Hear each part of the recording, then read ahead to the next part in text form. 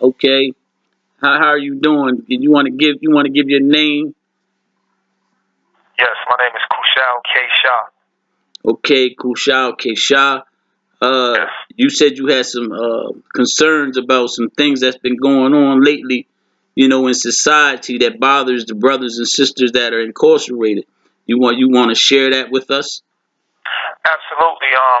One of my first concerns is that I took notice when Lieutenant Stephen Floyd was killed in a so-called prison uprising here at the Vaughn Correctional Center.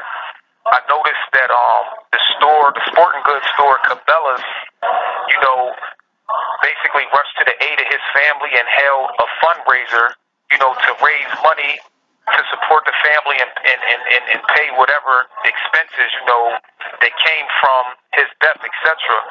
Then, months after that, State Police Officer Stephen Ballard was shot and killed, and Cabela's did the same thing. However, in between in between those killings and also prior to, there was a 14-year-old girl that was murdered in Wilmington, and Cabela's held nothing for them. So basically what I gathered from that was that only law enforcement lives matter, and ordinary citizens don't when it is in fact the citizens that's supporting those stores. And we can even go back to Amy Joyner Francis that was killed at the Howard Votech School in Wilmington just last year. Again, Cabela's didn't acknowledge that on no level. Well, let's first of all, brother, let's go back a little bit, because a lot of people don't know when you say Carmela, what are you identifying to the public, because a lot of them don't know. Okay, what I'm identifying is that it appears that their interest is only law enforcement and not the average citizen, not these kids that's being murdered. What kind of business is this? What kind of business is it? What you mean? What kind of business? What kind of business is Carmela's? Is that some type of gun store or? Absolutely. They sell sporting goods, and one of their main sales is firearms. Okay. Now you're making it clear to the public on why it's concerning you, because I believe the last conversation you and I had was I had some concerns too about that. Here we have a sporting goods store that supports law enforcement and raises funds and monies. I believe one of them raised $500,000. Absolutely. But when it goes to the people that just losing loved ones in the community, they don't do fundraisers for them, and I believe that's the concern about what me and you both was speaking about. Is that correct? Absolutely. Okay, and Absolutely. and at this time, you're actually incarcerated and hearing this very, very bad news.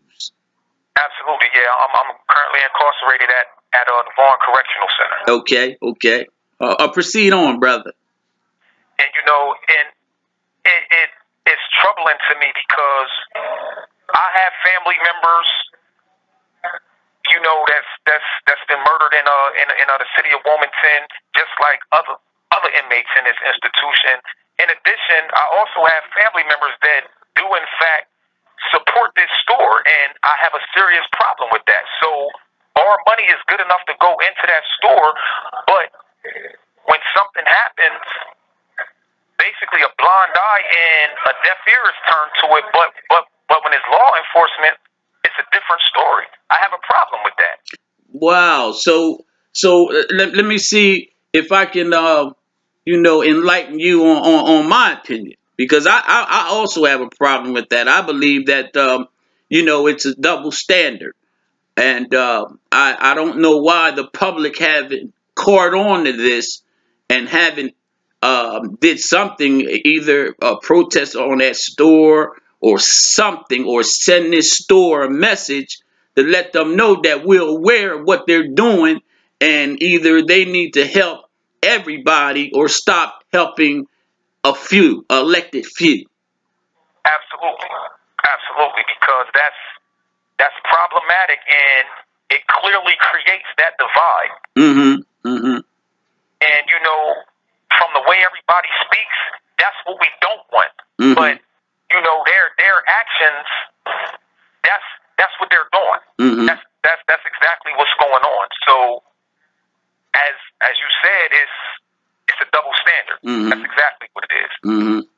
Well, do you think one of the things that the brothers that are incarcerated would like to see happen is boycott that store? Maybe that would send them a message and let them know that, you know, we're not going to tolerate them helping a few and then don't help those that truly really need the help. Because I don't see where police officers would need a sporting goods store to take donations of $250,000, even if it's only $10,000, and then families out here that's really struggling have to rely on victims' compensation, and then they want to charge people to pay victims' compensation back, which is on the back of those inmates and those people who are getting out of incarceration that have to pay fines. Exactly. You understand what I'm saying? So I'm with you on, we have to look carefully at this and stop, giving a blind eye, because we know it's happening. As I said when I spoke to you about it, I heard about it, but I did not see any response from the public to say anything about it. Just like you said, Wawa, one of the biggest chain stores here in the country or on the Northeast side. They raised money for the officer that got killed too, but they didn't raise money for the little girl that just got raped, that was raped in the park. They didn't raise any money for her. And right now, support for her and her family is critically important, because that little girl is going to need psychiatric care. She's going to need all kind of counseling. What happened to her could possibly traumatize her for the rest of her life. I agree. So this is a critical stage, and this is when counseling, all that funding is needed the most. I agree. Where are the fundraisers? Where are the fundraisers by Wawa and Cabela's Sporting Goods for her? Right. None exist. Absolutely. And there's no barbecues or none of that. None of that is going on right now. Right. And I hear you, brother. I mean, see, these are the things that the sisters and brothers that are incarcerated ain't able to share, because they don't have the support lines open for them to voice their opinion, because they see you guys less than nothing. Right. And we have to, as the community, open up this floodgate of communication for y'all. That's why I do it, and that's why I encourage other families to do the same thing, because it's important that the things that we are shutting our eyes to, that the young men and the young women that are incarcerated, we know where our strength is at. We know most of our strength is being incarcerated by the system. Right. So we hope that you guys don't give up and continue to inform the public of what they may be closing their eyes to, because that is so important, man. I mean, wow, just listening to what you're telling me and allowing the public to know may help, because we need to let them know that this ain't acceptable. It's not acceptable. Not at all. Not at all, because it's a message being put out there that only law enforcement lives matter. That's it. Yeah. Or as they say, blue lives matter. Right. That's it. Right. I hear you. And maybe Black Lives Matter need to get on that too. Maybe they need to open up that, because the Black Lives Matter says all lives matter. We don't just want to say Black Lives Matter, but it's important to know Black lives do matter, but all lives matter. And if one vicinity is getting treated better than another group, then that's a problem.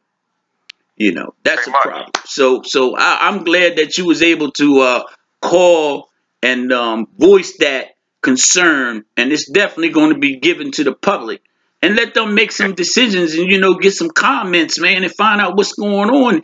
Well, you know, how could you find out about it and say something about it? And we right out here, you don't have the access to that. We thought, but evidently you have the access to see that, you know, there's something that's broken that needs to be fixed in the community immediately. Immediately. Indeed. So, Yep. is there anything else that you would like to share with the public, with the small amount of time that you have? Because it's a shame that we can't get more time, but you know, with the Lord willing, it'll get better. Yeah, and indeed, and you know, yeah, that's pretty much it for now. You know, the situation in the institution is pretty much the same, but I did in fact have a conversation with, I believe she was a part of the Wilmington City Council. You have 1 minute remaining. Miss Sherry Dorsey Walker. Okay. You know, I got to have a conversation with her. She actually stopped at my cell. We got into a lengthy discussion. So she was very concerned. She heard me out, and you know, she gave me her opinion on some things, and you know, that was very much appreciated. Okay, you said Sherry Wilson Dorsey. Nah, Sherry Walker Dorsey, or it might be Sherry Dorsey Walker. I know she got something to do with Wilmington City Council, and also Imam Umar was there as well. Okay. I got to have a good conversation with them. Okay, so you want to send a shout out to that brother and sister? Absolutely. Okay. Absolutely. Okay, so did you appreciate them coming and allowing them to give you their ear? Yes, I did. Okay. I appreciate it very much. Okay. Well, I hope the listeners hear, you know, that you guys have a heart and you definitely have an ear, because you've touched some things today. Thank you for using GTL. Well, that's the end of this conversation. But as you see, brothers and sisters, you know, James T. Vaughn is not, you know, ignorant to what's going on in our community. Thank you for listening to another episode in the First Degree by Bub B. Tucky Tuck. See you on the next episode. And a shout out to all of those representatives that the brother mentioned, the brother and the sister, Brother Omar, and the sister that came out and seen him, Sister Dorsey. You know, so let's hear your comments. Let's see what y'all think about what the brothers from James T. Vaughn are trying to do to stay connected with their loved ones in the community. Have a very blessed day. See ya.